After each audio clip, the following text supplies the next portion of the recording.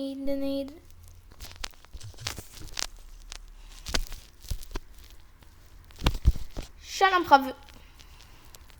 שלום חברים, כאן זה יוני לסרטון חדש בקאפקט טוטוריאל, והיום אני אראה לכם איך לשים שידור חי בסרטון בערוץ שלכם.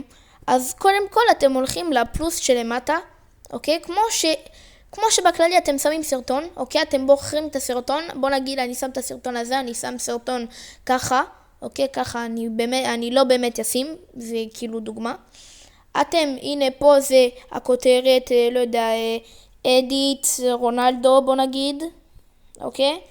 עכשיו פה זה כדי לעשות מה שיש למטה כאילו, ופה יהיה כתוב פאבליק, אז זה יהיה כולם, אתם לוחצים על זה, ויהיה פה שפרטי, אוקיי? שרק אתם יכולים לראות.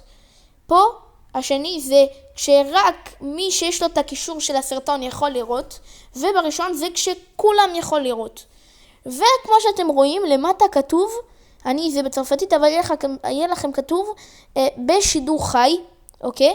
אז אתם לוחצים על זה, בסדר? הנה אתם לוחצים על זה, אתם יוצאים מפה, אתם כותבים את הכותרת, את כל הדברים, כאילו אתם עושים מה שאתם רוצים, אתם לוחצים למעלה, פה למטה בכחול, אבל אני לא אעשה את זה כי אני לא אשים את הסרטון הזה. ויש לכם את הסרטון שלכם בשידור חי, כשזה בשורט או בסרטון רגיל. זה היה יוני לסרטון חדש של הקאפקט טוטוריאל. יאללה ביי חברים.